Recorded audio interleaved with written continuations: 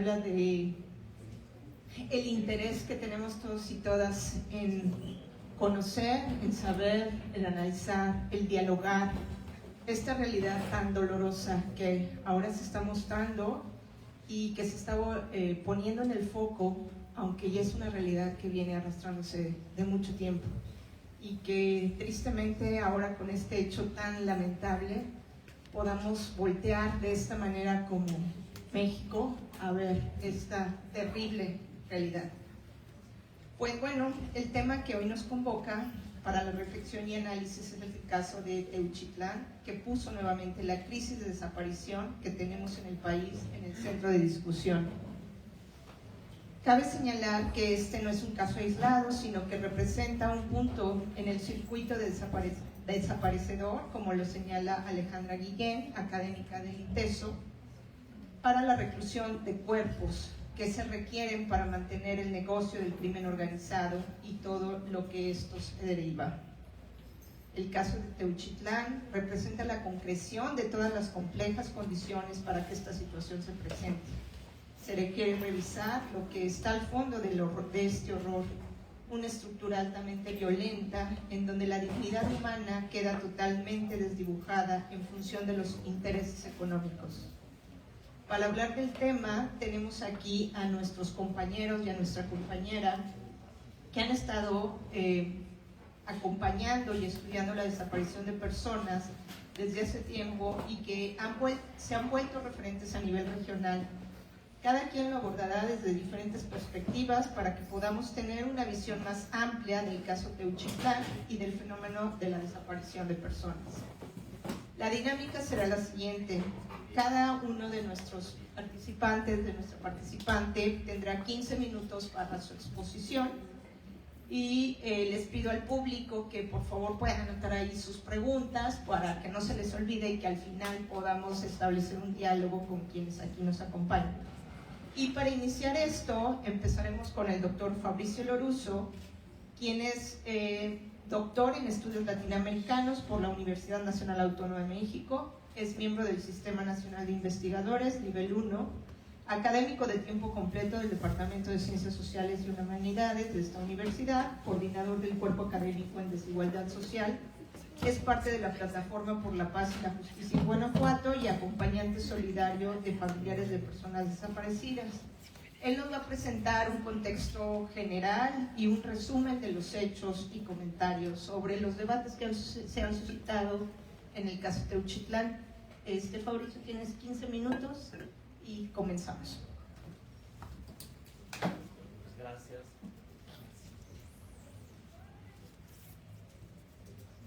A ver si sí. Muchas gracias por estar aquí, por la organización también del evento, Lulú, biblioteca, digo, todas las compañeras de biblioteca, son varias, y la biblioteca como tal. Bueno, ahorita que se va a ver, quisiera empezar con algunos antecedentes y una cronología del propio caso y la construcción de estos hechos de Teuchitlán como un caso, de hecho, su transformación de hechos, eventos, noticias, algo que se va viendo que es un acontecimiento histórico, es algo que se está construyendo socialmente y está en disputa, como lo fueron en su momento muchos otros, el 68, Ayotzinapa, son varios, ¿no? Y dejan de ser simplemente una noticia para efectivamente polarizar, suscitar emociones, construcciones, a veces basadas incluso en falsedades o en creencias, pero que se está viendo en estos 15, 20 días, ni siquiera 20 días, digamos, desde el hallazgo que un colectivo de buscadores ha realizado en este lugar de Jalisco. Voy a ver si aquí moviéndole funciona, porque sí me gustaría, es más fácil seguir la cronología, porque imagino que estamos todas inundados, ¿no?, de noticias contrastantes, etcétera. Yo traté como que de hacer una síntesis por ahí, ahorita a ver si aparecía la presentación. Entonces, de los hechos, incluso todavía poco conocidos a nivel científico, a nivel exacto, de lo que sucedió en fase de descubrimiento, investigación, digamos así, pero también están estos hechos en fase de manipulación. Vamos a ver si avanza con este.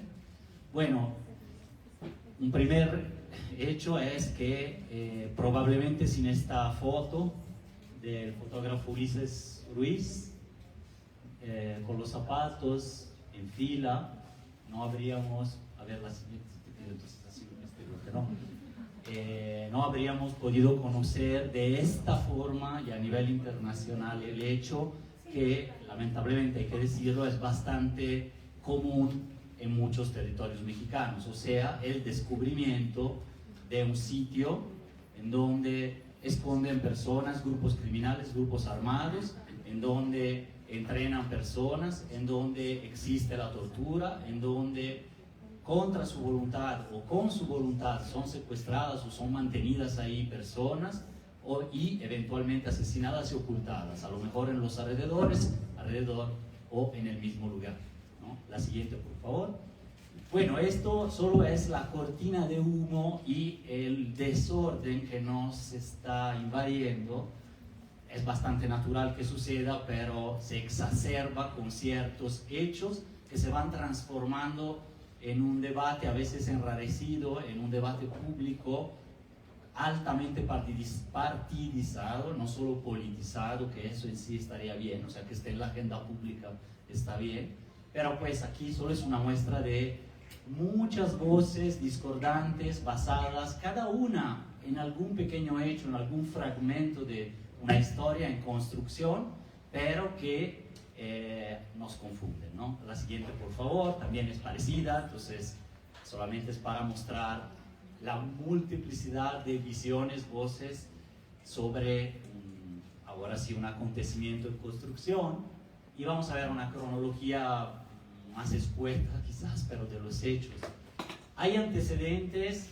Sí, claro que hay antecedentes, no solo de desaparición de personas. Jalisco hace casi una década es el primer estado por número de personas desaparecidas, ahora supera las 15,000 personas tan solo, o sea, más de casi el 10% nacional, tan solo Jalisco, pero hemos vivido eso, un crecimiento de 7 veces en Guanajuato durante 6-7 años, entonces digamos que refleja de manera dramática la realidad de más de la mitad del país y en general de todo el país, porque en cualquier estado hay cierto número de desaparecidos.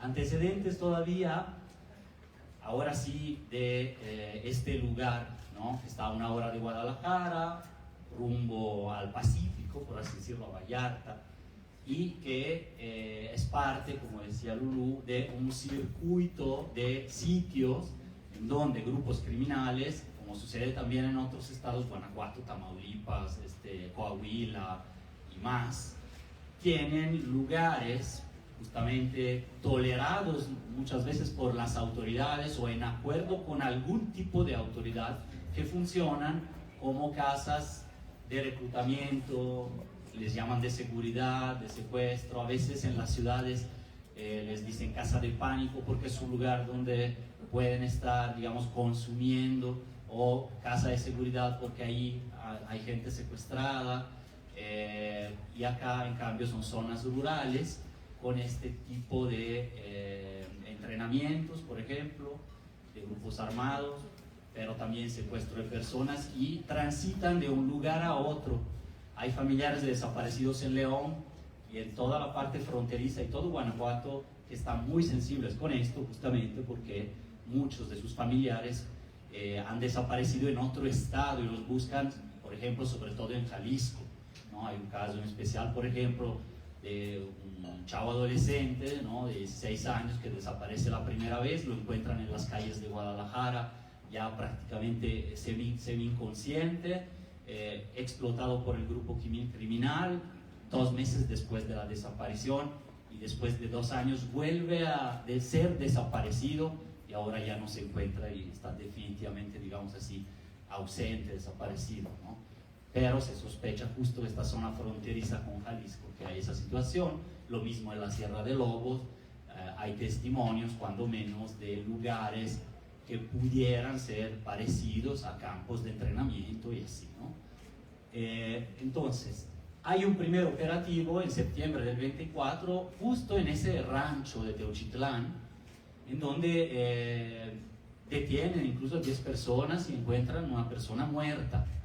10 personas presuntamente de un grupo criminal llamado Jalisco Nueva Generación, un grupo prácticamente armado, de tipo paramilitar, que se dedica a muchas actividades criminales, no es un grupo de narcotráfico romantizado tipo serie, ¿no?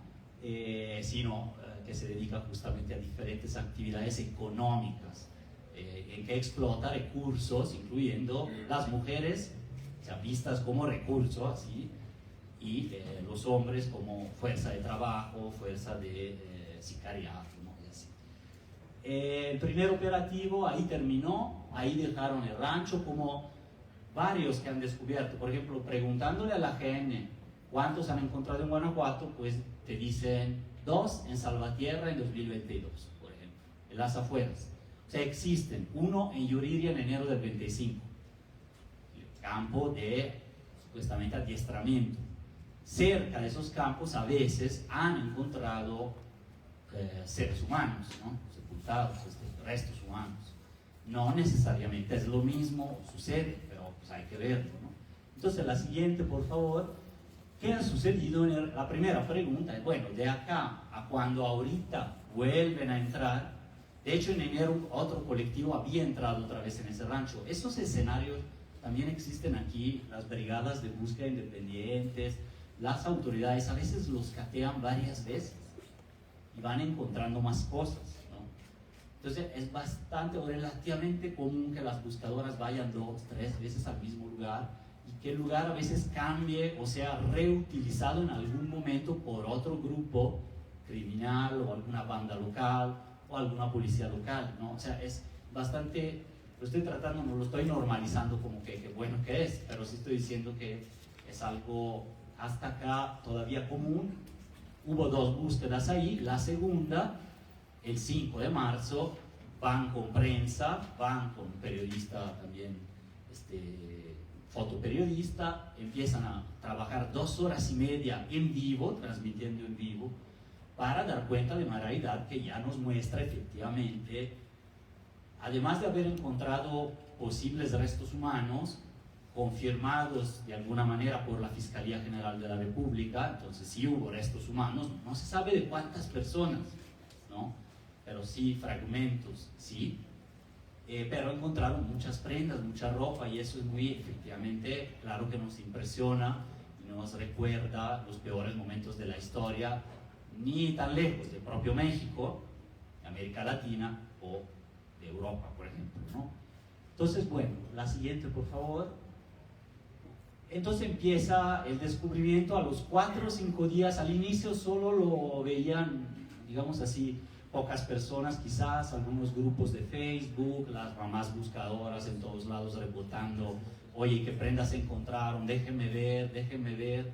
La Fiscalía de Jalisco empezó a activar una galería fotográfica digital.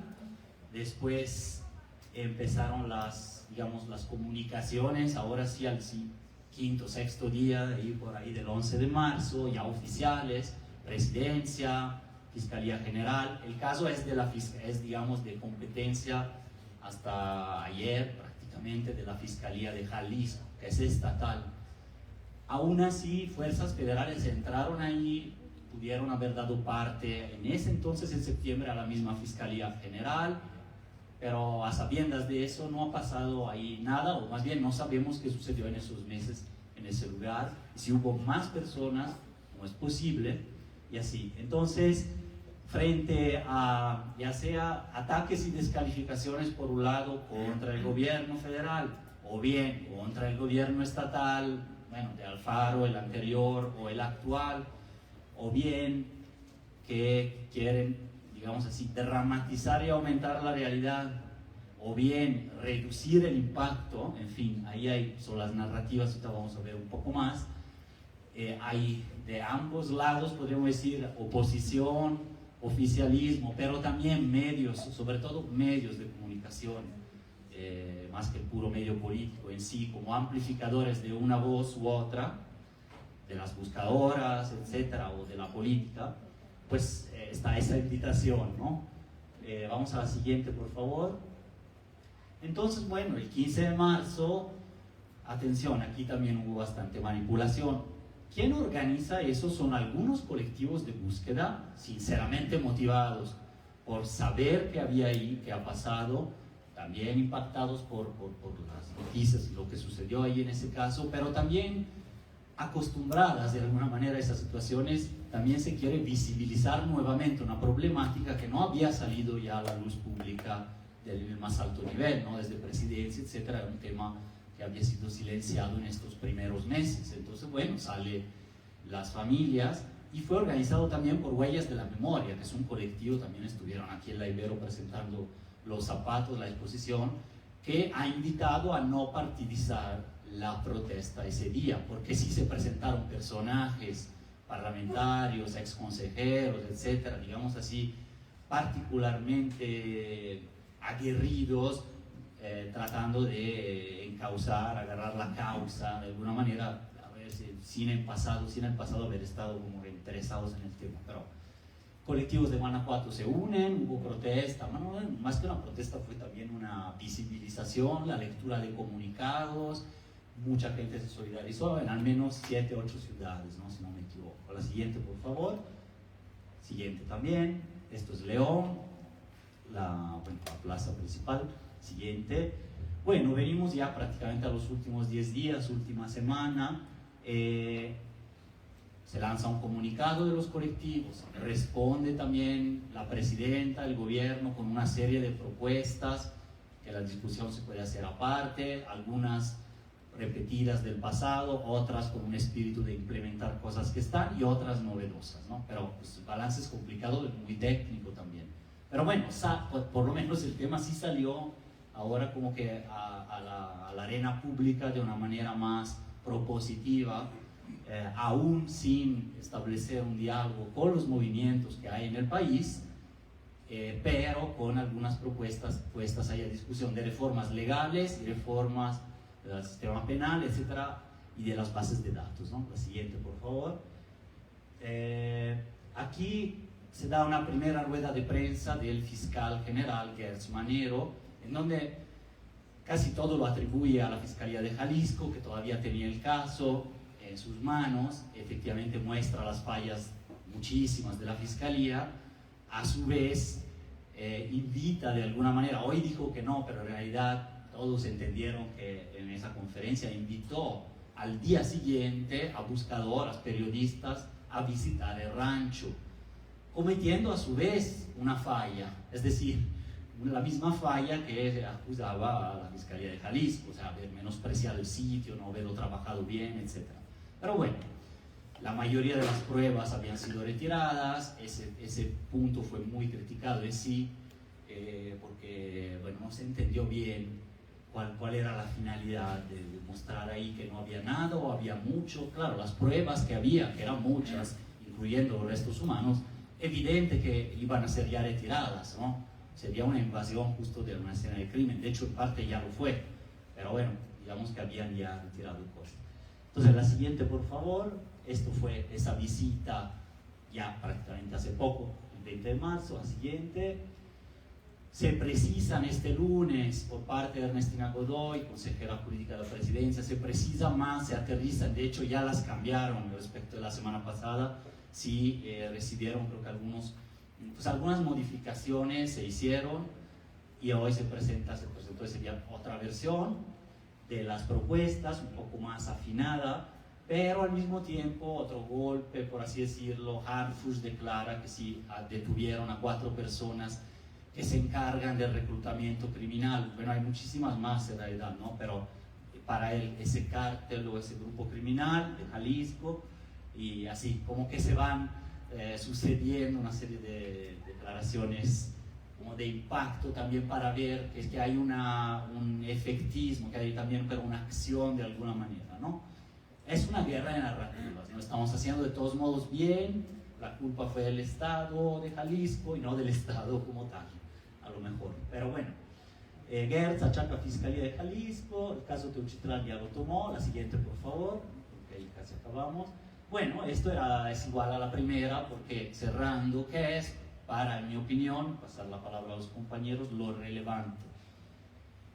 Ha habido mucho debate si era también un sitio, ¿cómo se llaman? Sitio de exterminio, que es un concepto que hace años lo trabajamos en este campo de los estudios sobre la desaparición. No es tan importante en realidad definirlo de esa manera a propósito o no, pero sí es interesante sí saber exactamente qué pasó, o sea, llegar a la verdad, luego nombrarlo. Hay nombres técnicos como fosa clandestina, como sitio de destrucción, que es el nombre técnico. Ya si es masivo, sistemático, puede ser hasta un crimen de lesa humanidad, y sí existe el exterminio en el derecho internacional, pero bueno, ahorita yo creo que no es tanto el caso de eso, ¿no?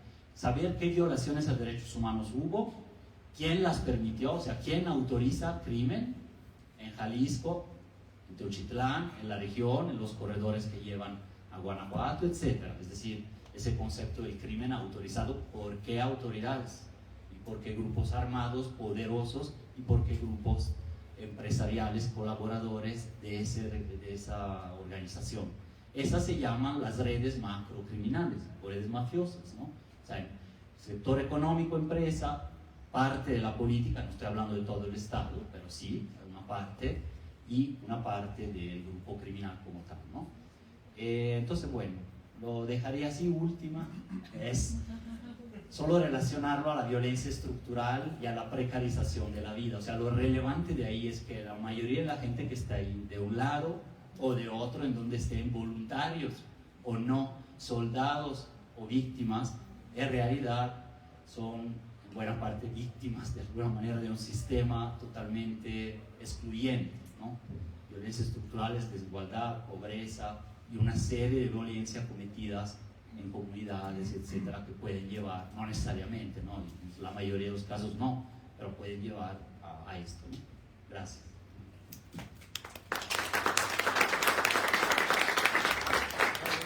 Pues gracias, Mauricio, por el recuento que nos haces del caso. Y bueno, necesitamos ver a Teochitlán no como un hecho aislado, sino como parte de un circuito. No solo se trata de Jalisco, sino también de otras regiones del país, y eso no tenemos que perder el foco. También es importante comprender que estos casos no se explican si no es con la omisión y complicidad o aquiescencia del Estado, que también es, y ahí tiene que ver, si no, esto no estaría sucediendo. Importante también las narrativas que tenemos y que no se pierda el foco de que el foco deben ser las víctimas, estas 120,000 personas que están desaparecidas, y no en discusiones que sacan de la jugada a las víctimas. Y bueno, también comprender que la situación es a quienes padecen esta condición, que son las víctimas de la violencia estructural. Bueno, pues ahora vamos a pasar con nuestro compañero Raimundo, y lo quiero presentar. Bueno, Raimundo Sandoval Bautista es doctor en Derechos Humanos por la Facultad Latinoamericana de Ciencias Sociales, es académico aquí de la Universidad del Área de Reflexión Universitaria, miembro de la Plataforma por la Paz y la Justicia en Guanajuato y acompañante solidario de las familias de personas desaparecidas. Y Raimundo nos va a contar, nos va a exponer aquí datos sobre el reclutamiento forzado en Guanajuato, y también tratará de responder a la pregunta de cómo se relaciona este caso con Guanajuato específicamente, y por qué deberíamos interesar, o nos debería de interesar, lo que está pasando en Jalisco y en México. Entonces te doy la palabra y muchas gracias. ¿Vivos se los llevaron? Vivos los queremos. ¿Vivas se las llevaron? Vivas las queremos. Muchísimas gracias, Lulú. Yo quiero pasarles este QR para que vayamos haciendo una revisión de dos informes que presenta la Red por los Derechos de la Infancia en México sobre reclutamiento forzado. La primera parte de la pregunta que plantea Lourdes, y la quiero responder así, es a partir de trabajos ya realizados. La Red por los Derechos de la Infancia en México en 2021 realizó un balance de cuáles serían las poblaciones de infancias y adolescencias que estarían en riesgo de reclutamiento forzado. y nos dice que a nivel nacional habría entre 145,000 y 250,000 jóvenes en riesgo de reclutamiento forzado. En ese sentido, en Guanajuato habría entre 10,000 y 18,000 adolescentes en riesgo de reclutamiento forzado. En los informes van a ver una aproximación que hace la Red por los Derechos de la Infancia de qué es el reclutamiento forzado, más allá de esta discusión politizada que planteaba Fabricio respecto a las posturas del gobierno federal y del gobierno de Jalisco. Ustedes van a observar que no hay una tipología o un tipo penal relativo al reclutamiento forzado. El Observatorio Nacional para la Prevención del Reclutamiento Forzado por Delincuencia Organizada retoma un elemento importante del Código Penal, que es el de corrupción de menores, y nos lo define básicamente así: un proceso permanente de incorporación a la delincuencia organizada para realizar diversas actividades ilícitas mediante actos de sustracción, captación, amenaza, intimidación, rapto, engaño, uso de la fuerza u otras formas de coacción, oferta de pago o beneficios, entre otras. Parte de lo que se ha discutido en estas semanas tiene que ver con la definición, con esta narrativa de qué encontramos en Teuchitlán, y más allá de si es un sitio de exterminio, si es un centro de entrenamiento, si es un centro de reclutamiento forzado, lo que hay que decir es que es todo eso y más. Es un espacio desaparecedor, decía Lourdes, donde no solamente han llevado a adolescentes de Jalisco, sino que se sospecha que haya habido de otros lugares. Ayer mismo había un testimonio en medios nacionales de un sobreviviente de este reclutamiento que señalaba incluso la posibilidad de que el gobierno municipal de Chilpancingo hubiera hecho ese reclutamiento de manera oficial en los canales institucionales y que eventualmente hubieran sido trasladados o trasladadas de Guerrero hacia Jalisco. Además de esta recapitulación que hace Fabricio respecto a el propio sitio del Rancho Izaguirre, hay que decir que en 2017, a menos de 3 kilómetros de distancia de este municipio, hubo un hallazgo similar en el municipio de Tala. Estos municipios que nosotros pasamos cuando vamos a Tequila o cuando vamos a la playa son sitios de exterminio, y en ese momento el gobernador era Aristóteles Sandoval, y Aristóteles Sandoval fue asesinado 3 años después de este hallazgo. Es decir, sí hay que ubicar la geografía de la zona, pero también la línea del tiempo también de los intereses políticos que están allí presentes. En Guanajuato ustedes saben que colindamos con Jalisco. No solamente León hace frontera con Lagos de Moreno y hay un fenómeno de robo a tráiler, sino que en los pueblos del Rincón colindamos con San Diego de Alejandría y con algunas comunidades que nos conectan directamente en terreno con Jalisco. Y eso tiene que ver con algunos casos que hemos documentado. Yo voy a mencionar algunos nombres, solo quisiera que los pensáramos no como la estadística o como el dato de medios que permite hablar de cuántos casos están, digamos, registrándose. Dan cuenta de un fenómeno. Me gustaría seguir esta pauta que plantea Fabricio respecto a las violencias estructurales y señalar cómo hay prácticas. En septiembre del año pasado, la vocera del colectivo Guerreros Buscadores de Jalisco, Indira Navarro, decía que tenía 67 casos de reclutamiento forzado, que tenían como espacio de desaparición la central camionera de Guadalajara. En la plataforma hemos tenido oportunidad de documentar algunos de esos casos, y ha sido muy revelador encontrar que no solamente tiene que ver con ofertas de trabajo, que pueda haber un elemento importante, sino que puede haber otro tipo de prácticas, incluso relativas a la extorsión, relativas a la trata de personas, o incluso trata de personas con fines de explotación sexual comercial, o trata de personas con fines de explotación laboral. Un caso que se hizo público fue el de 2 adolescentes de San Juan de Abajo, que en ese momento la Fiscalía investigaba la hipótesis de reclutamiento forzado.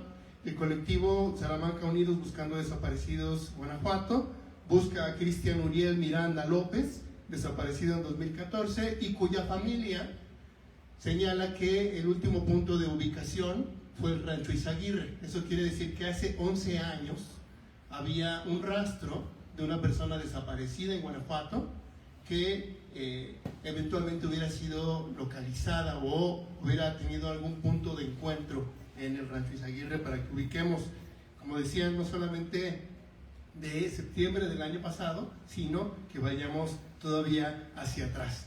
En el caso de Pablo Efraín Núñez Ramírez, un empresario zapatero desaparecido el 21 de octubre de 2021, él, y se ha dicho públicamente, había sido víctima de una red de extorsión macrocriminal, como la define Fabrizio, grupos delincuenciales, empresarios, políticos, e incluso otros agentes del Estado que eventualmente pudieran estar vinculados a esta red de extorsión que sigue intocada en los pueblos del Rincón. La familia de Pablito ha dicho, y así lo hemos planteado al Comité contra la Desaparición Forzada de la ONU, que la desaparición fue producto de la oposición a estas redes de extorsión macrocriminal. Y eso, lo digo así abiertamente porque es un tema público, ¿no? Está en acciones urgentes en el Comité contra la Desaparición Forzada, pero estamos promoviendo que el comité lo reconozca como un caso de comunicaciones individuales y estamos en el proceso de admisibilidad. Para quienes estudian Derecho y han visto en sus clases el Derecho Internacional Público, artículo 31 de la Convención Internacional contra la Desaparición Forzada de Personas.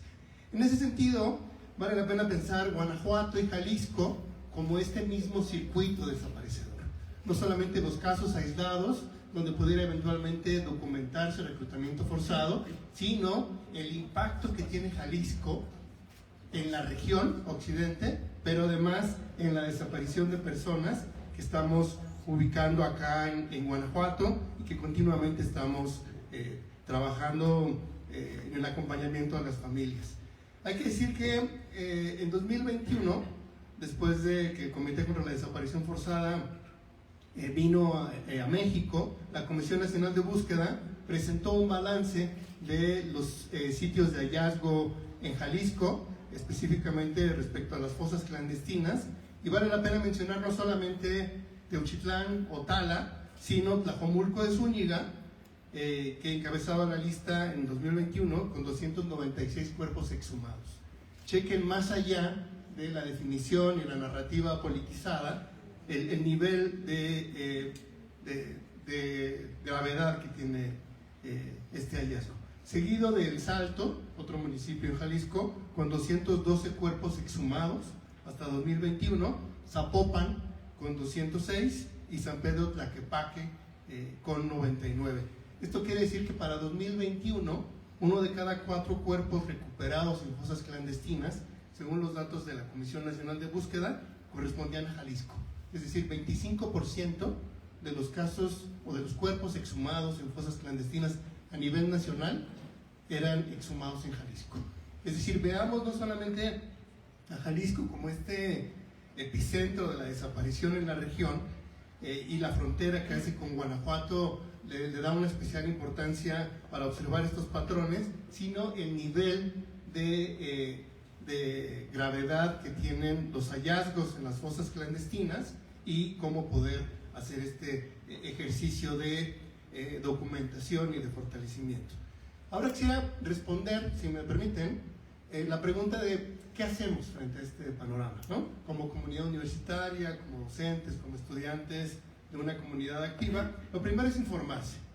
Ya nos dice Fabricio, hay una disputa en las narrativas, ¿no? El fiscal general hablando de la responsabilidad o de la falta de responsabilidad de la Fiscalía de Jalisco, omitiendo sus propias responsabilidades, porque en septiembre había hallazgos de armas de uso exclusivo del ejército y eventualmente un delito de delincuencia organizada que la FGR no utilizó para entrar al caso en septiembre, pero que se empeñó el 19 de marzo en señalar 13 omisiones de la Fiscalía de Jalisco. La Fiscalía de Jalisco convoca el 20 de marzo a las buscadoras sin garantías mínimas para esta visita y revictimiza a las familias de personas desaparecidas. Esa disputa está presente. Me parece que hay que entender cómo se está presentando esta imposición, digamos, o este lavado de culpas entre los gobiernos federal y el gobierno de Jalisco, porque me parece que ahí hay un reconocimiento de responsabilidad. También podemos solidarizarnos con las personas buscadoras. Esta misma semana un grupo de artistas hicieron público un pronunciamiento. Ustedes reconocerán el nombre de Gael García Bernal y otros, que decía, solo lo leo para ubicar un poco también el nivel de involucramiento que podemos tener. Les abrazamos en su búsqueda. Sabemos que así como hoy buscan a sus familiares, mañana buscarían a los nuestros o a las nuestras, a las y los de todos, sin importar credo, partido, filiación u origen. Pusieron en una carta que es un agradecimiento que esta comunidad artística hace a las personas buscadoras en medio de esta deslegitimación y este ataque que están teniendo en diferentes espacios institucionales, particularmente, insisto, del gobierno federal y del gobierno de Jalisco. ¿Qué más podemos hacer? Monitorear qué están haciendo las instituciones, especialmente frente a esta respuesta o esta nula respuesta, y finalmente tomar postura. Me parece fundamental, ahora que ya tienen los informes de Redim, revisarlos, profundizar sobre las concepciones de reclutamiento forzado, pensar en estos fenómenos macrocriminales que estamos viviendo en Guanajuato, tomar postura frente a eso, ¿no? Creo que el elemento importante también es el aporte disciplinar que podamos tener frente a la desaparición. Acá veo muchas caras conocidas de gente que ha estado en el proyecto de Fabrizio trabajando durante años, ya sea elaborando un tweet, visitando a las comunidades, ayudando a elaborar el documental, realizando entrevistas, perdón. Y me parece que eso es fundamental, que tengamos también una perspectiva no solamente solidaria y humana, sino que hagamos también aportes disciplinares. Y que en este sentido, como comunidad universitaria, nos involucremos cada vez más con la búsqueda de las personas desaparecidas y tomemos postura frente a esta situación macrocriminal que estamos viviendo actualmente. Gracias.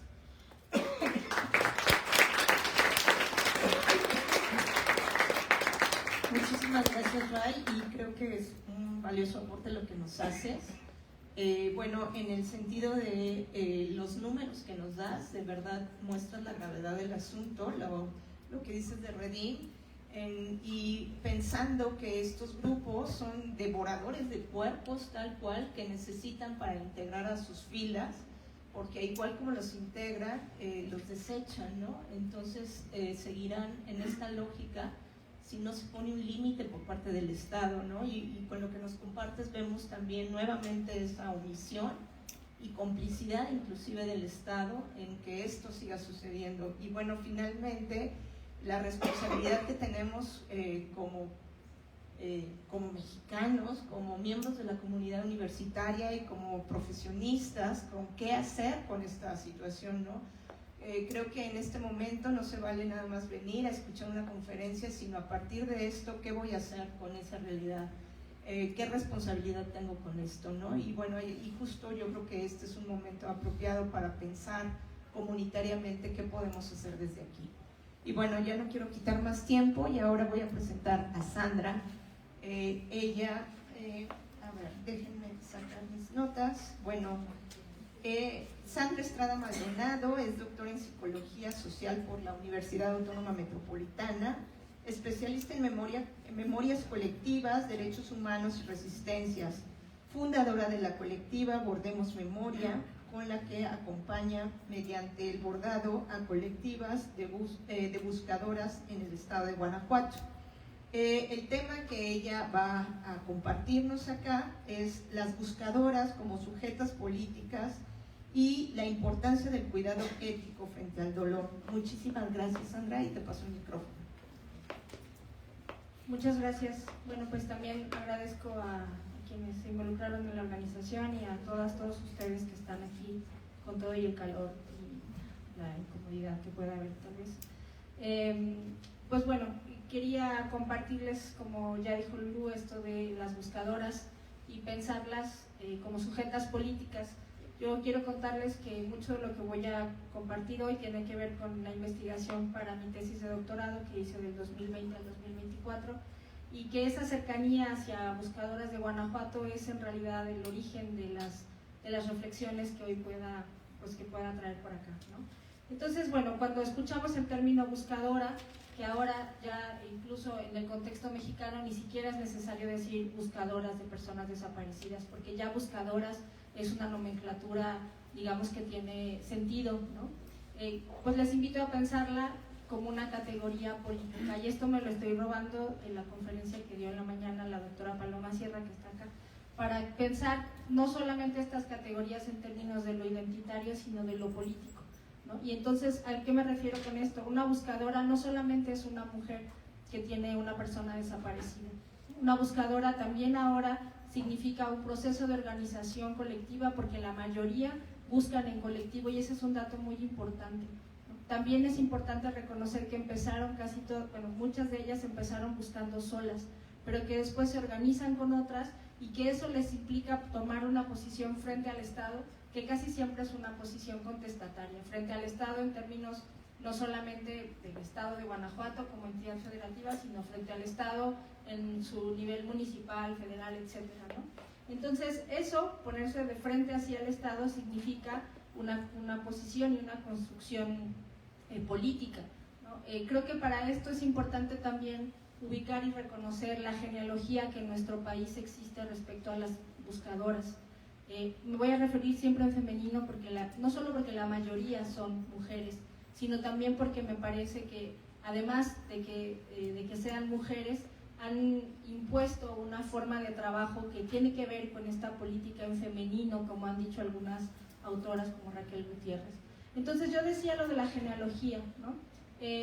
Pensar las buscadoras que hoy podemos ver casi todos los días en diferentes noticias, debiera también llevarnos a ubicar a Rosario Ibarra desde esta lucha que establece con otras mujeres durante el tiempo que se ha conocido como la Guerra Sucia o periodo contrainsurgente en México, y cómo ellas, haciendo esta huelga de hambre en la catedral, están interpelando al Estado, estuvieron interpelando al Estado, ¿no? Y que eso parece que es algo que no hubiera sucedido, como que está desconectado, ¿no?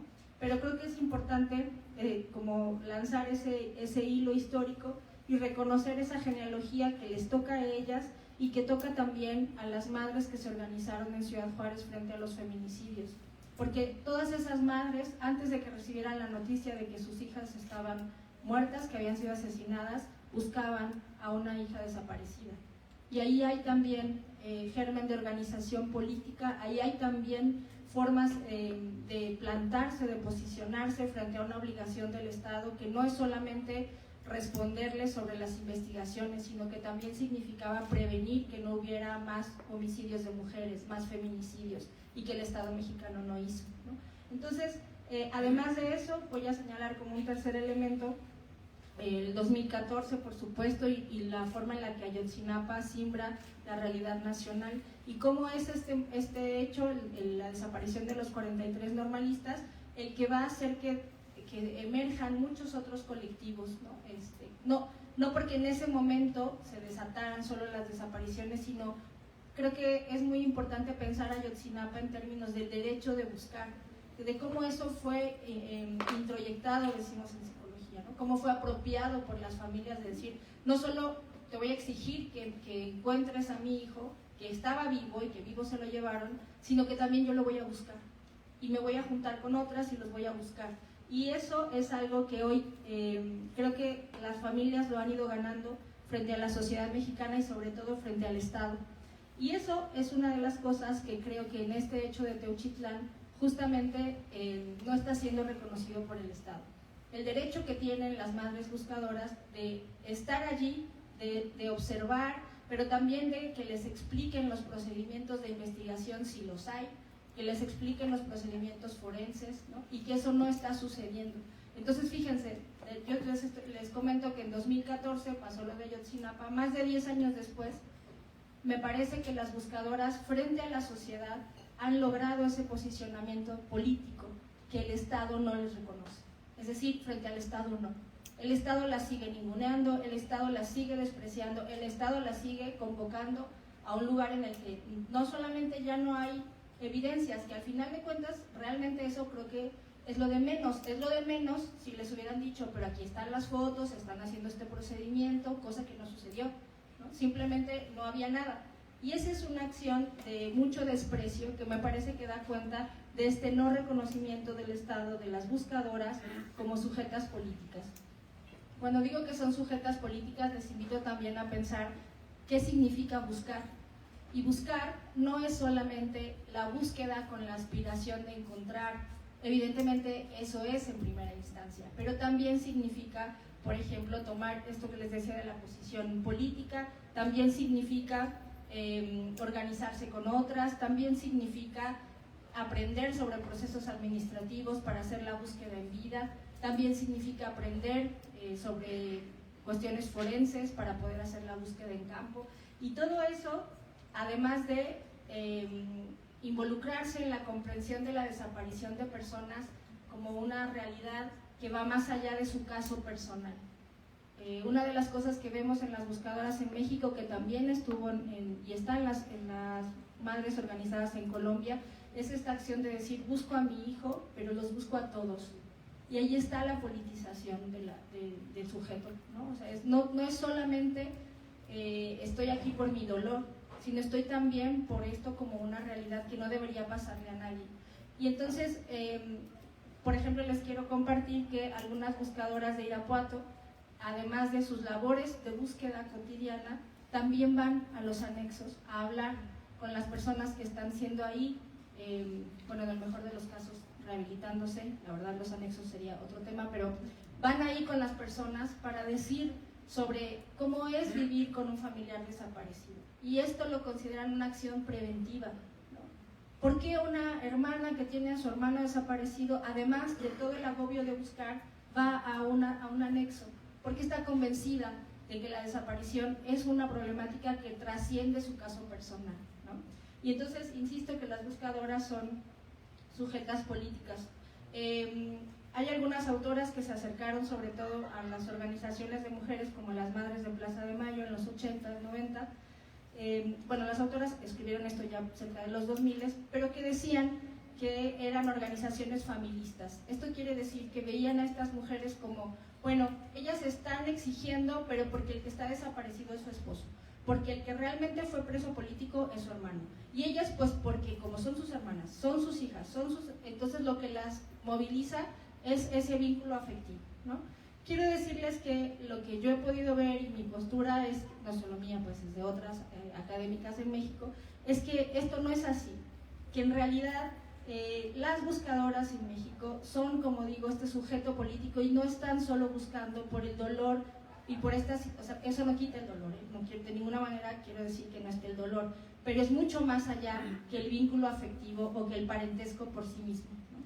Hay un proceso de politización que, por ejemplo, ha llevado también a las buscadoras a pronunciarse frente a la militarización, ¿no? Y nada de esto le gusta al Estado. Esto es lo que más molesta, porque el dolor del llanto, de estar compungida, la postura de doblarse por el dolor, las personas en trance, como hemos visto en los videos que circularon sobre Teuchitlán, pues eso incomoda, pero no es tan incómodo ni tan amenazante como una buscadora que te va a decir, la ley dice esto y no me lo estás respetando, o como una buscadora que va a decir, pero además siguen desapareciendo, ¿qué estás haciendo, Estado de Guanajuato, para que ya no haya más campos de sitios de exterminio? ¿Qué estás haciendo, Estado de Guanajuato, para que ya no haya las desapariciones que ha habido en la carretera entre León y Lagos de Moreno? Eso es lo más incómodo, y eso es justo lo que el Estado no está reconociendo, ¿no? Entonces, bueno, me parece que aquí hay una incongruencia entre lo que la ley, que ha avanzado mucho, las leyes que tenemos en México, sobre todo las que tienen que ver con, bueno, no sé si sobre todo, esas son a las que me refiero ahora, las de desaparición de personas. Cuando uno las lee, pareciera que hablan de que las buscadoras van a tener acceso como les digo, a los procedimientos, y la incongruencia que quiero destacar es sobre el texto escrito y las acciones, ¿no? Entonces, en el texto escrito pareciera que sí las están considerando sujetas políticas, pero en las acciones es todo lo opuesto, ¿no? Bueno, quería también compartirles sobre cómo este desprecio institucional ha sido señalado por algunas otras autoras como violencia burocrática, como dice Aida Hernández, o administración del sufrimiento, como lo llama Ariadna Esteves, y que quiere decir, no es una negligencia de una persona que se porta mal, es parte de un dispositivo de maltrato, ¿no? Donde las buscadoras, además de la tragedia por la que atraviesan, están siendo violentadas por estas instituciones estatales, la Fiscalía del Estado, la Fiscalía General, etcétera, ¿no? Bueno, y también eso cómo nos toca a nosotros, a nosotras, en tanto academia. Y acá, en la segunda parte de lo que mencionaba Lulu, que yo iba a hablar, quiero comentarles un poco sobre las cuestiones éticas y lo que tiene que ver con el dolor, ¿no? Me refiero a que el tema, por supuesto, es importante, es urgente, pero eso no quiere decir que tengamos que acercarnos de cualquier manera, ¿no? Hay un refrán que dice, creo que dice así, si no me corrigen, de buenas intenciones están llenos los panteones. Y entonces sí, es cierto, el tema nos interpela, es muy importante escuchar, es importante visibilizar, pero no de cualquier manera. No de cualquier manera, porque en esas maneras a veces revictimizamos a las buscadoras. Y ahí es no solamente no reconocerlas como sujetas políticas, sino algo mucho peor, que es no reconocer su dignidad que como personas tienen. Entonces, tener mucho cuidado en las formas en las que podemos acercarnos, no revictimizar, como ya decía. Ay, no sé, yo misma no entiendo. En este caso de Teuchitlán, creo que además del desprecio hacia las propias familias, también hay un desprecio hacia lo que en periodismo se ha avanzado, ¿no? México tiene periodistas especializados en el trabajo con personas desaparecidas, y lo que vimos fue un circo reproducido muchas veces, ¿no? Por muchas personas que no han tenido un acercamiento, pero que ese día les pareció una maravillosa oportunidad para mostrar en primer plano a alguien que está rascando con sus uñas la tierra. Y eso no solo es revictimización, sino es violento, es violentar a las madres buscadoras, ¿no? Entonces, ¿cuántas veces desde nuestros lugares de academia también podemos hacer eso? Para tener un tema de vanguardia, para decir que nosotros somos súper solidarios, acercarnos sin la preparación necesaria, ¿no? Entonces, creo que es muy importante tener ese cuidado ético y evitar desde nuestro lugar una especie de extractivismo del dolor, porque nuestro país da para muchísimas tesis y temas donde la gente está súper atravesada por el dolor, pero hay que tener mucho cuidado de no ser extractivistas de ese dolor, ¿no? Y para ir cerrando, ya porque me queda un minuto, parte de una forma de no ser extractivista es plantearnos un acompañamiento que, como decía Ray, desde nuestras profesiones aporte a la búsqueda que están haciendo, ¿no? Entonces, por ejemplo, explicar los procedimientos que están teniendo las evidencias para quienes están estudiando psicología, cómo se acompaña a una persona en una situación así, porque no es cualquier acompañamiento, ¿no? ¿Qué significa poder decirle? Porque la persona ve la prenda, pero ahí está pensando, sí, entonces mi hijo estuvo aquí, y la siguiente pregunta es, ¿y qué le hicieron? Y ahí hay que explicar cosas y hay que preparar a las personas, ¿no? Sí, las señoras van a insistir en que quieren ver la galería fotográfica, que cada 30 segundos les va pasando fotos de cadáveres con las peores vejaciones. Ellas lo quieren ver, porque quieren ver con sus ojos, pero eso no significa que quienes estudiamos psicología o quienes estudiaron Derecho no puedan sentarse primero a decirle, mire señora, lo que usted va a ver es esto, en el momento que quiera parar podemos parar, aquí voy a estar junto a usted si necesita, por decir algunas cosas, ¿no? Entonces es estar allí, acompañar de estas maneras, y no solamente con las formas que pueden ser mucho más visibles. Bueno, me quedo acá y... pero una última cosa. Decir que, como leía en la mañana un texto de Carlos Beristain, que es un psicólogo social que estuvo en el GIEI, en el grupo interdisciplinario, y él decía, no se puede, dice en ese texto, no se puede reconstruir tejido social sobre la mentira. Y yo quisiera cerrar con eso. Este nuevo gobierno, el federal y el estatal, que proponen nuevos comienzos, no se puede reconstruir el tejido social sobre la mentira ni sobre el desprecio, agrego yo, ¿no? O sea, si de verdad hay este propósito, hay que exigir, nosotros que no tenemos todavía familiares desaparecidos, hay que exigir que el trato sea un trato digno, ¿no? Y que sea sobre la verdad, porque la verdad puede ser dolorosa, pero es verdad, y esto que nos están mostrando es la mentira. Bueno, me quedo acá.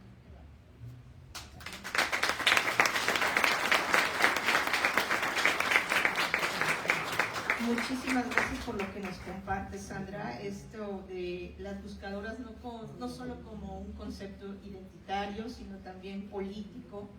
La lucha que ha llevado a cabo todas estas buscadoras y todo lo que han empujado desde las trincheras en que les hemos metido y que solamente con su empuje han logrado que se busque leyes, en fin, ¿no?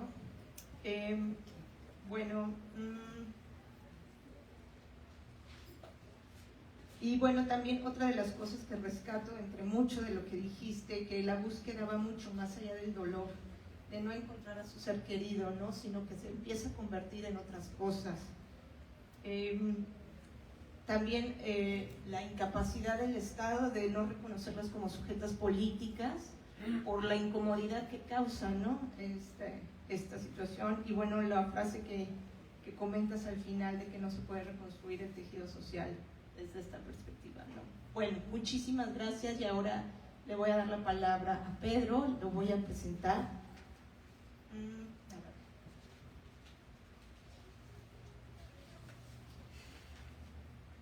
Bueno, el doctor Pedro de Velasco es miembro de la Compañía de Jesús, doctor en Teología y en Ciencias de la Religión, estuvo colaborando en la misión jesuita de la Sierra Tarahumara 12 años y por más de 30 ha participado en la formación de jóvenes jesuitas. Actualmente es académico del Departamento de Ciencias Sociales y Humanidades de la Ibero León. Y bueno, el tema que él nos va a compartir ahora es las raíces de la violencia, digamos, y que si no desestructuramos esto, no vamos a poder terminar con este flagelo terrible.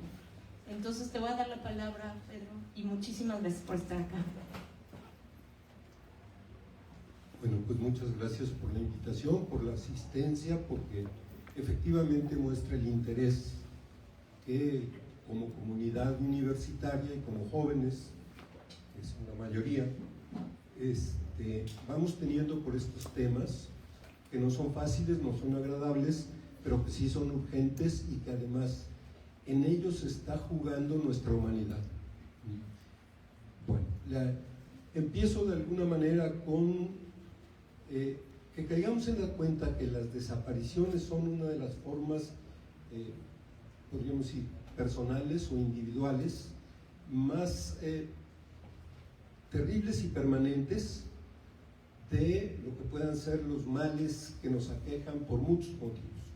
Es decir, un asesinato es terrible, pero ahí acabó, ¿sí? La desaparición nunca acaba. Bueno, es algo permanente, doloroso y además inquietante. Entonces, tenemos que tener en cuenta este fenómeno y ahorita estamos hablando a partir de desapariciones y por tanto va a parecer que me voy a alejar un poco porque me voy a ir a consideraciones un poco más de raíz estructural y causadas en mucho por nuestro estilo de vida moderno o liberal, pero bueno, sí quiero señalar que el fenómeno concreto es donde nosotros podemos, digamos, empatizar y desde donde podemos tomar algo que ya hablaré al final, que llamo yo el ethos. No es la moral, no es ni siquiera la ética, es ese impulso fundamental a la vida que nos hace vivir y compartir. Y que eso es lo fundamental en todo intento, de algo que ya llamaré también, en todo intento de hacer justicia, el fundamento es esto. Bueno, me llamó la atención descubrir que las desapariciones, simbólicamente, y digo, son la contraparte de una sociedad que no quiere ver la violencia que está viviendo. La desaparecemos. Desaparecemos a las víctimas Desaparecemos las pruebas y desaparecemos la violencia, la que no queremos ver, porque en realidad, ya veremos esto también, la violencia no es casualidad, es producto de una serie de formas de vida que hemos adoptado como supuestamente civilizaciones occidentales, sobre todo modernas, y no es casualidad, es absolutamente lógica y es absolutamente, fíjense la palabra, dentro de esta cultura, moral. Ahorita diré por qué. Bueno, les voy a hacer una pregunta, no para que la contesten, pero ¿qué pasaría si decretáramos en el mundo, pero bueno, en México en concreto, que la droga se distribuyera gratuitamente a todo el que la quisiera? ¿Qué pasaría? ¿Saben qué pasaría? Que se acabarían los cárteles de la droga. ¿Por qué? Porque se acabaría el negocio. Y lo mismo pasaría con las armas, ¿eh? Pistolas y tanques de guerra van a valer 10 pesos. ¿Quién va a fabricar armas? Nadie.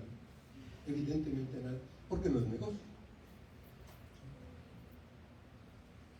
Bueno, esto es para señalar algo que ya decían, cómo hay una conexión estructural que no depende ya de la maldad de un empresario o de la maldad de un capo. Hay una conexión estructural, la estructura misma nos lleva a eso, este tipo de estructura. ¿A qué me estoy refiriendo? A ver, en una sociedad en la cual el acumular dinero, el negocio, el acaparamiento es lo más importante,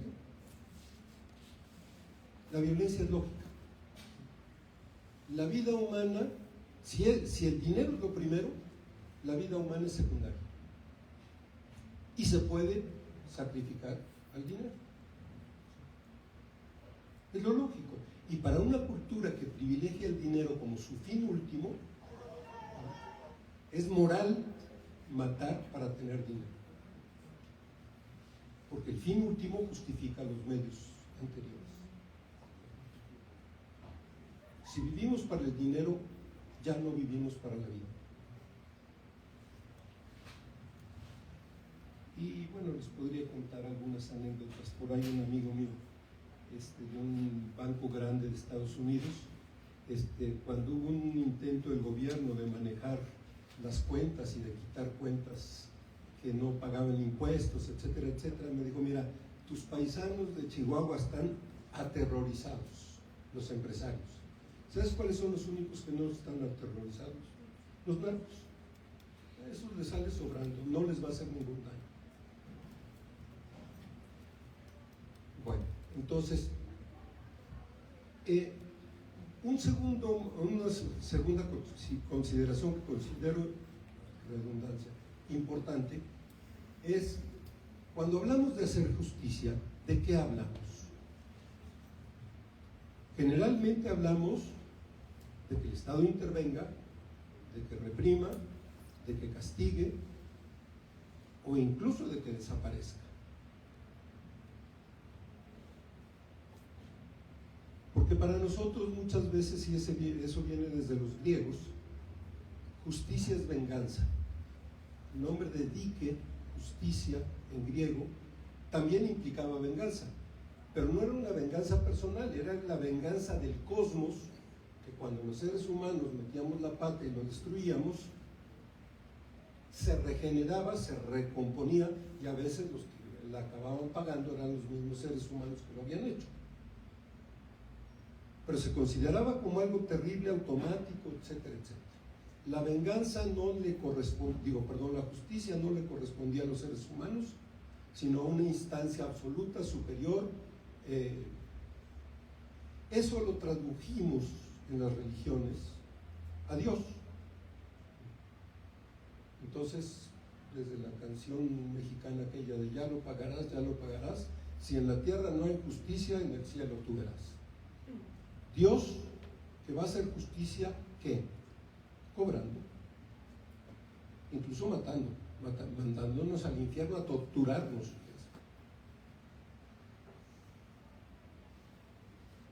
Eso no es hacer justicia. Hay otra forma de entender la justicia, que es justificarme. Si yo logro sacar unos argumentos, unas leyes o lo que ustedes quieran, que diga que yo hice las cosas bien, aunque haya hecho un desastre, ya no hay problema, ya me justifiqué. Justicia es ajustar el mundo. Lo que hemos desajustado, volverlo a ajustar. Hacerlo humano para que haya seres humanos. Cuando pensamos en ese tipo de justicia, ya no estamos pensando en violencia. Porque la violencia, ¿qué es lo que hace? Traer más violencia. Eso no tiene remedio. Y lo estamos viendo en estos casos, me parece terrible esto. Pero bueno, antes doy un paso ulterior. Como ya no creemos mucho en Dios y como viene el liberalismo y entonces los seres humanos somos el centro del mundo, le delegamos la justicia al Estado. Y el Estado, como el Dios antiguo y como las fuerzas de la tierra y del cosmos, lo único que sabe hacer es legislar, vigilar, reprimir o desaparecer.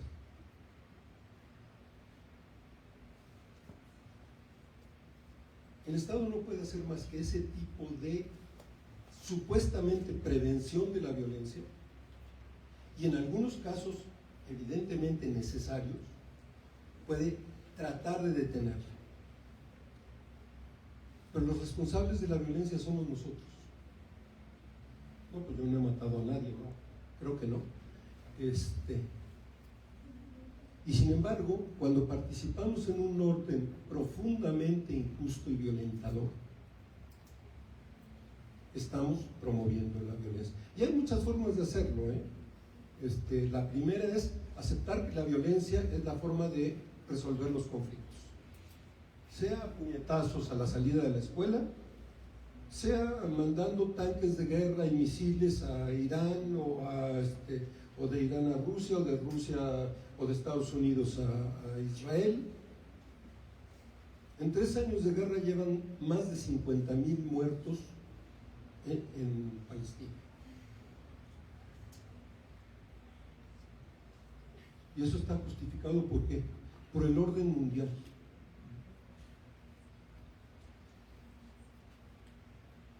Usamos la violencia para castigar, para amedrentar, para desanimar, La violencia, fíjense, se ha vuelto un arma.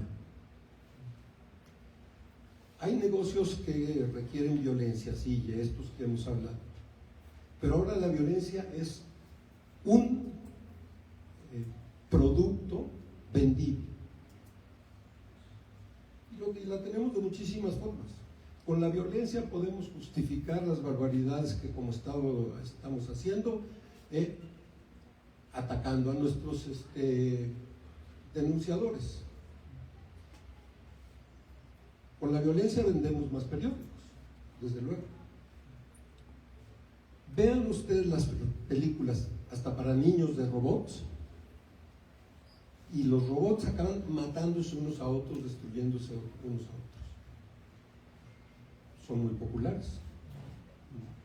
Bueno, hay un uso pues violento de la violencia y tenemos que saber que eso simplemente la aumenta, porque no estamos atendiendo las causas, sino particularmente estallidos de la violencia que son muy dolorosos, son muy dramáticos, que como decía nos pueden hacer caer en la cuenta de la situación, pero tenemos que ir más allá. La violencia que se genera entre los cárteles no se va a acabar ni arrestando ni matando jefes de cárteles, se va a multiplicar, como ha sucedido. Y tendríamos que preguntarnos, ¿qué culturas estamos construyendo que necesitamos matar o matarnos porque las drogas matan, para vivir. Es muy lógico el asunto. Bueno, no queremos violencia, pero queremos imitar los estilos de los pueblos que tradicionalmente han sido los más violentos. Europa y Estados Unidos son ejemplares de la violencia en los últimos 500 años. Pero nuestro estilo de vida anhela llegar ahí. Terriblemente, los explotados por el sistema del que estamos hablando, los migrantes, anhelan vivir en ese mundo. Claro, porque no tienen más oportunidades. Yo tengo la esperanza de que todo este lío de Trump nos obligue a encargarnos de nuestras poblaciones y no simplemente dejar que se vayan y que nos manden dinero.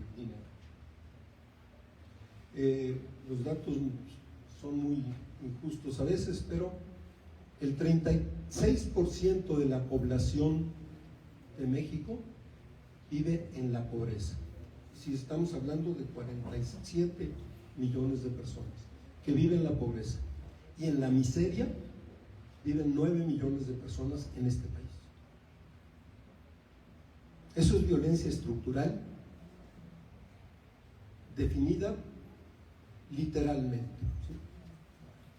¿Sí? Respuestas, apunto una simplemente para... Hay unas inmediatas que a lo mejor no tenemos más remedio, fíjense, que aplicar. ¿Sí? Bueno, pues si alguien está con una ametralladora matando, pues a lo mejor yo tengo que aplicar o hasta un balazo, pues, ¿sí? Pero eso no resolvió la violencia. Simplemente en un momento dado impide que haya más violencia, no más. Esto, en las cárceles serían eso, porque las cárceles no sirven para nada más que para ser criminales.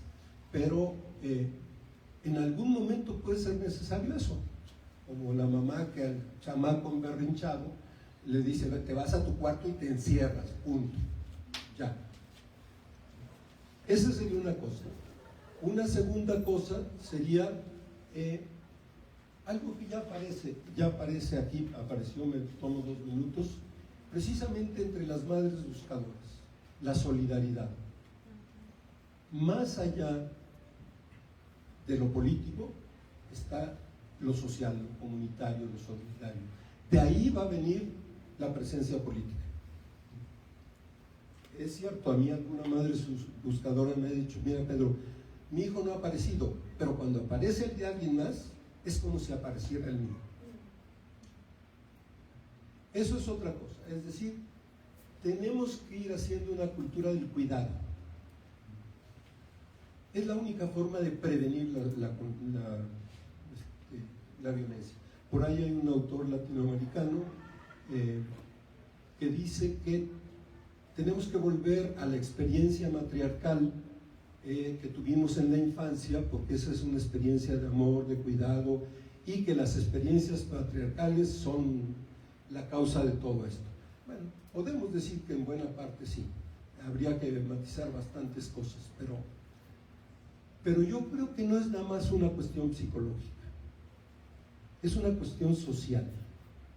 Si no volvemos a comunidades, es decir, a grupos humanos donde seamos solidarios, donde nos cuidemos, donde no estemos haciendo negocio con los demás, porque eso es violencia también, ¿sí? Sino estemos compartiendo la vida. Si no volvemos a eso, no va a haber solución para la violencia. Y eso hay que hacerlo en pequeños grupos, no tiene remedio. Pero si no empezamos,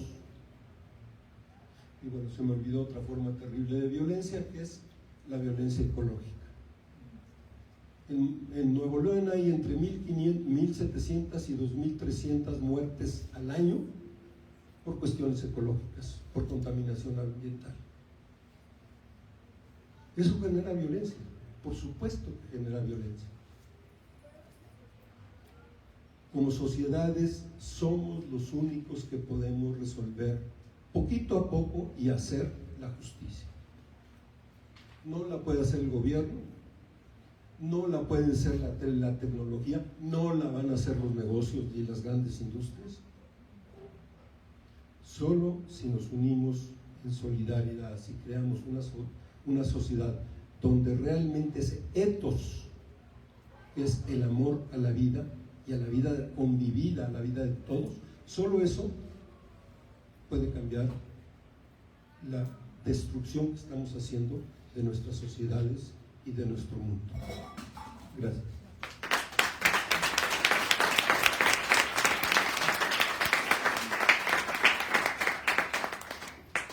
Muchísimas gracias, Pedro, por esta reflexión sobre la violencia, y nos haces ver cómo la violencia estructural finalmente es la causa de toda esta desorganización social, de todas estas injusticias, de todo este horror que estamos viviendo. Pero por el otro lado también me regresas al menos un poco la esperanza, en el sentido de que nosotros retomamos el poder a partir de que si nosotros trabajamos en eso podemos lograr cosas, y no es desde fuera, sino desde dentro también. Pero bueno, ya para no tardar más, me gustaría dar la palabra ahora a quienes aquí asisten para preguntas, que justamente esto tiene que ser un conversatorio, dialogar entre todos y todas sobre esta cuestión. Entonces paso el micrófono. Gracias.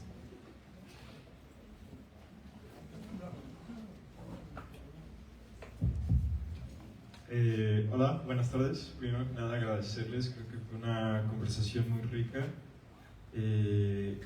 Quedé perplejo ante muchos de los testimonios y muchas de las cosas que ustedes compartieron el día de hoy, así que por eso agradecerles, y agradecerles también por toda la difusión que nos dieron, ¿no? Voy a tratar de ser un poco conciso porque después se me va la olla un poco. Rey, de hecho, respondió a las preguntas que ya tenía, pero uno de los problemas que para mí llegan a ser muy serios es el uso de las ideologías en la presente sociedad. Una sociedad que está fracturada y una sociedad que está divisoria. Entonces, eso sería un poco de dónde queda el labor, o dónde queda la labor. ¿Dónde queda la labor como individuos, o como estudiantes, o como profesores, o como académicos, de no fomentar esta segregación que existe en nuestra sociedad, pero alzando la voz y haciendo énfasis en no una normalización de la violencia y un reduccionismo a pautas muy importantes, sobre todo una revictimización de las personas, ¿no? De las familias, y sobre todo que estas ideologías no se sigan instaurando más en nuestra sociedad mexicana, ¿no? Porque pareciera que cada vez más existe una apatía en nuestra sociedad, o que justamente salgan este tipo de noticias y nosotros permanezcamos un poco apáticos, ¿no? O tal vez no indiferentes, gracias, indiferentes ante estas realidades que estamos viendo, ¿no? Entonces, ¿cómo hacer que este uso de la violencia no se siga instaurando, o que siga como herramienta de politización o herramienta ideológica, para que justo la sociedad trabaja desde lo comunitario y no desde lo individual y divisorio, ¿no? Entonces, gracias, espero que se haya entendido. Sí, hacemos otras dos preguntas. ¿Quién más para contestar? Acá. Bueno, gracias primero por sus puntos de vista, por la información que nos comparten desde pues, su preparación. Y mi pregunta es muy como concisa, es ¿cómo creen que normalizar la narcocultura incrementa pues este problema, Gracias. ¿Alguien más? Acá, Ryan. Hola, buenas tardes. Muchas gracias a todos, siempre es un placer escucharles y aprenderles tanto. Mi pregunta va también un poco tomando en cuenta el trabajo que ustedes han hecho a lo largo de estos años, y sería cómo enfrentar la incomodidad ante estos temas y cómo sobrellevarlo, porque he platicado con mis compañeros, con mis amigos, de cómo esto nos está afectando ya a un nivel también un poco emocional. O sea, hablo también un poco desde mi experiencia al trabajar de cerca con los colectivos o al estar tan metida en estos temas, a veces es muy complicado sobrellevarlo de manera emocional, pero también es muy complicado alejarte del tema. Entonces, mi pregunta sería también un poco hacia ustedes, el cómo mantener también un balance, pero sin dejar de ignorar la problemática, porque al ignorarla pues también estamos siendo parte del problema. Entonces sería eso, cómo enfrentarnos a la incomodidad de estos temas y cómo sobrellevar esa incomodidad, pero sin alejarnos de la problemática. Gracias. Gracias. ¿A quién le doy la palabra? ¿Quién quiere?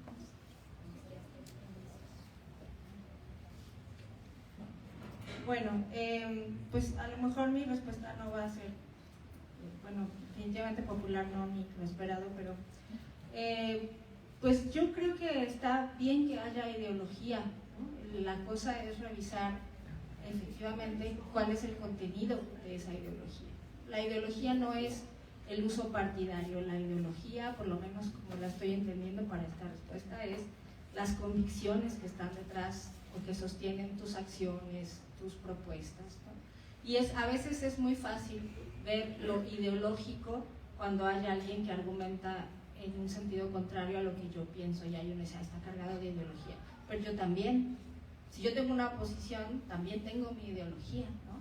Entonces, tal vez, bueno, en esta pregunta que hacía sobre el uso ideológico, yo lo que, después de esto, que es como entiendo la ideología, lo que diría es, me parece que más bien revisar a quién sirve este contenido, por ejemplo, que yo estoy reposteando. ¿A quién sirve? Para decir qué, ¿no? ¿A qué partido estoy sosteniendo al darle retweet o no sé, al repostear esto, ¿no? O al opinar esto? ¿A quién sirve las fotografías donde las madres están solo agachadas suplicando? ¿A qué sirve? Y ¿a quién beneficia reproducir o repostear el discurso coherente y político de una buscadora que se sostiene diciendo esta modificación que proponen ya está y ustedes mismos lo hicieron y lo legislaron y por qué lo vuelven a poner como nuevo, por decir, ¿no? Donde entonces es también una buscadora, pero como decía yo en mi intervención, que se está viendo como sujeta política y que seguro que sí, por supuesto, también se hinca y llora también, pero yo prefiero repostear la otra, ¿no? Donde no genera esta sensación como solo de, pues sí, como de cosificación. Y creo que, ¿qué podemos hacer? Que no me acuerdo ya en cuál de las tres intervenciones estaba, pues yo creo que una forma de acompañar, porque a veces al decir acompañar se entiende solo como el acompañamiento físico, pero yo creo que una deuda de la sociedad mexicana hacia las familias buscadoras es acompañar sus exigencias. Eso. Ayer fue 24 de marzo, Día de la Memoria en Argentina, y hay miles y miles de personas que salen a las calles cada 24 de marzo, a pesar ahora del gobierno que tienen, que salen a decir, sí, son 30,000, fueron 30,000. Y a mí muchas veces me queda una sensación en México de que nosotros, la sociedad mexicana, tendría que sostener las exigencias políticas de las buscadoras. Eso no significa estar junto a ellas mientras lloran necesariamente, pero sí en mis reposteos, en mis publicaciones, en mis exigencias. Los candidatos a presidente municipal vienen a la Ibero cuando son. Preguntémosles a nivel municipal, con estas cifras que tiene León, ¿qué va a hacer usted, candidata? Exijámosles a nuestros diputados, ¿usted conoce cuánto es el presupuesto de la Comisión Estatal de Búsqueda? ¿Le parece suficiente? ¿Por qué la Brigada Independiente encuentra más restos que la Comisión Estatal de Búsqueda? Estas son las cosas desde las cuales podríamos acompañar sus exigencias, aunque no estemos junto a ellas, porque efectivamente eso también es muy desgastante. Y ya para pasar la palabra, solo diría, creo que hay muchas formas, yo no tengo una receta, pero creo que un elemento importante en esto de cómo enfrentar o cómo estar ahí sin desgastarnos tanto, bueno, no fue así la pregunta, pero un poco parecida, cómo aguantar, yo diría un elemento importante es reconocer los propios límites, ¿no? Por ejemplo, darme cuenta cuando esto me está superando y entonces poder procesarlo con compañeros, con compañeras que también están trabajando sobre esta situación. Pero digo reconocer los límites en todos los aspectos, ¿no? Una amiga muy querida, por ejemplo, dice, bueno, yo sobre estos temas, después de las 8 de la noche no leo más, no veo más. Y a mí me parece una cosa muy sencilla, pero muy, muy útil también, ¿no? Yo aprendí después de muchos meses que un taller de bordado al mes con familias buscadoras es lo que puedo hacer. Porque más, sí podría físicamente, pero emocionalmente, pero bueno, es algo que fui encontrando en el camino, ¿no? Y ahí les dejo la bomba de la narcocultura. Voy. Aquí están mis soportes y apoyos para sobrellevar. No es concreto. Sobrellevar, ser defendido, ser cuidado, sí, su reconocimiento de afectivo sincero. O sea, aquí. Pero bueno. De la narcocultura, bueno, se conecta para mí al tema de las ideologías, claro. Todos tenemos ideologías, etcétera. Lo difícil es revelarlas, es casi un ejercicio psicoanalítico, cultural, y creo que se revela mucho en el diálogo frontal, seminarios, diálogos con amigos, tertulias, así, en donde en algún momento se puede llegar a platicar cosas que nos revelan como personas, y a veces dices, ay, ¿a poco pienso realmente esto? ¿Quién me lo inculcó y de qué cultura viene? Es diferente la ideología dominante, qué sé yo, en un sector de la sociedad de León que en Ciudad de México incluso, y en otros países, claro que más, mujeres y en hombres, y en muchos. Entonces, eso se da solo con ese ejercicio que es la vida, yo digo, y la socialización, pero también con el fin de entenderlas y eventualmente, ¿no?, pues, poner como entera de juicio nuestras propias convicciones. Ahora, la ideología o las mitologías más bien ligadas a la cultura y sí llamada del narco, ¿no? ¿A qué intereses económicos responden, ¿no? ¿A qué tipo de sectores también realmente? ¿Son nacionales, son extranjeros? ¿Tienen que ver con una cultura más estadounidense importada que propiamente mexicana? ¿Cuándo es que llegó? De hecho, hay tesis, estudios, trabajos sobre esa cultura y cómo eso se traduce a una cultura de la violencia, creando sujetos, normalmente, que por ejemplo, la académica Sayak Valencia define sujetos narcoempoderados o del capitalismo gore, que es ese capitalismo que aprovecha y explota la violencia para sobrevivir y hacer dinero, etcétera, ¿no? Entonces, bueno, creo que por ahí podría ser una línea para la respuesta y ya lo dejo. Yo quisiera responder esto que plantean sobre cómo acompañarse o cómo hacerlo menos difícil, siguiendo esta pauta que plantea Pedro de construir comunidades solidarias. Me parece que las comunidades académicas y de investigación tienen que ser comunidades solidarias. Ya lo dice Fabrizio en términos de cuidado, que es muy concreto, pero también tiene que ver con cómo construyes conocimiento y cómo acompañas también de manera acompañada. Muchísimas gracias también por ese acompañamiento. Y hay otros dos niveles que yo pondría en términos disciplinares. Ya Sandra planteaba un poco la respuesta que tiene que venir desde las profesiones, y yo diría también a nivel institucional. Ayer el rector presentaba en su tercer informe algunas de las actividades realizadas institucionalmente en términos de desaparición de personas, que es un poco el trabajo que ha hecho el programa de derechos humanos y que han hecho investigadores de tiempo completo acá en la universidad, pero también requiere cierto nivel de responsabilidad institucional. Y me atrevo a decirlo así, en el sentido de cómo generar también condiciones para que el estudiantado pueda involucrarse de manera segura, de manera acompañada, psicosocialmente hablando, de una manera en la que no solamente haya una reflexión en primera persona o colectiva, sino también disciplinar y también institucional.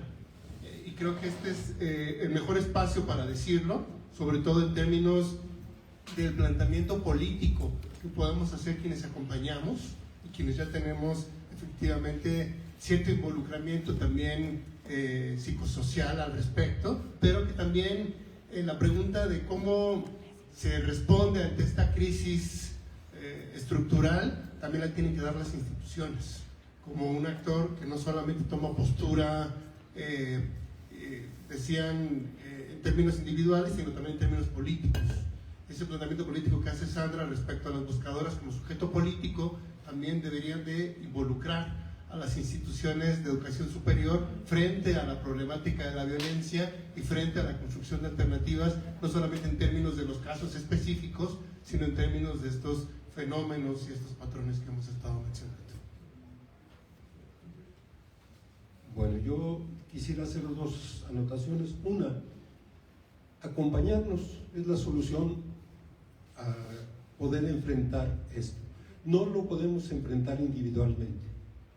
Eso no se puede enfrentar ni por montoncitos de individuos. Tiene que enfrentarse desde una correlación que, fíjense, tiene que ir más allá de las ideologías. Y para ir más allá de las ideologías, que se necesita tener una serie de planteamientos, etcétera, indudablemente, pero tenemos que meter la afectividad y el querer. Si no hay esto, las ideologías se desbocan. Realmente lo único que nos puede hacer cambiar una ideología es el contacto afectuoso, incluso admirativo, de otras culturas. Si queremos cambiar esta cultura, tenemos que buscar dónde hay alternativas. Ya las hay, ¿sí? Hay alternativas a este mundo violento, a este mundo monetarizado, etcétera. Ya existen.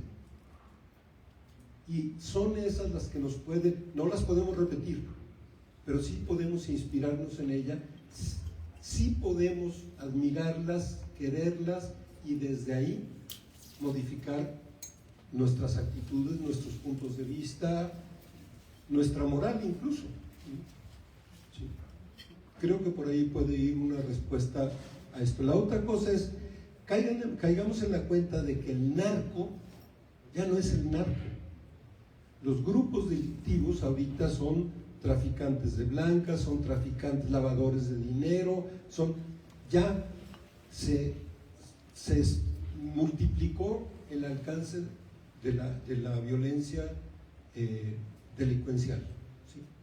Y entonces no nos enfoquemos a la droga, sí, nos enfoquemos para no andar haciendo tarugadas, pero enfoquémonos en esas raíces de la violencia que se han dispersado en múltiples campos, ¿sí? En múltiples, y que empiezan desde la guerra hasta la violencia en las escuelas.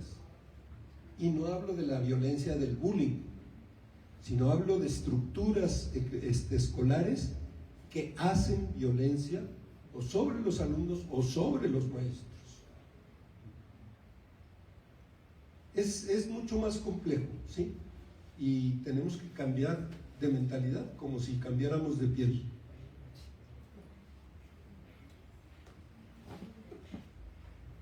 Bueno, yo nada más quisiera hacer una aportación por lo que preguntabas, Dani, en cuanto al cuidado y al autocuidado. Bueno, primero que nada, ¿por qué estamos donde estamos acompañando a las buscadoras? Yo creo que tiene que ver en mi caso con una situación de empatía. Porque yo como mamá, sí digo, si a mí me pasara, yo quisiera que alguien me abrazara desde donde fuera. Entonces es este lazo que yo construyo con ellas. Y para el autocuidado es justamente abrazar también mis emociones, sentirlas, dejarlas sentir, no negarlas, saber que ellas están, pero no generar más cuentos tal vez que me pueda contar, ni mucho menos. Y lo que también me ha servido mucho en lo personal es como un fortalecimiento de la espiritualidad y ver la realidad desde otra perspectiva. Gracias. Bueno, pues ya por la cuestión de tiempo vamos a cerrar. De verdad les agradecemos muchísimo su participación. Espero que este diálogo aquí en comunidad nos haga reflexionar, empatizar, solidarizarnos, pensar cómo desde la comunidad universitaria, desde este planteamiento también ético que nos decía Sandra, podemos trabajar en proyectos de acompañamiento para las buscadoras, acá en el programa de Derechos Humanos con Fabricio. Podemos hacer cosas, construir otras alternativas, dar tal vez respuesta a algunas necesidades concretas que tengan las buscadoras. Preguntarnos en cada cosa que leemos, ¿esto es cierto? ¿Esto es verdadero? tengo que revisarlo, generar como las condiciones de un pensamiento cada vez más crítico. Y bueno, solamente de verdad agradecer aquí a la biblioteca, agradecerles muchísimo su participación, que esto nos lleve a pensar en mundos diferentes que podamos tener en nuestra vida. Y bueno, les agradezco mucho aquí a nuestros participantes y solo quiero darles un agradecimiento a Pedro por su participación en el conversatorio Teuchitlán, una reflexión desde la academia. Muchísimas gracias, Pedro.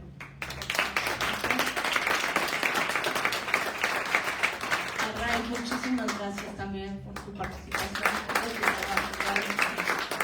A Sandra le agradecemos muchísimo también toda la solidaridad que nos dio, y por supuesto a Fabricio, muchísimas gracias.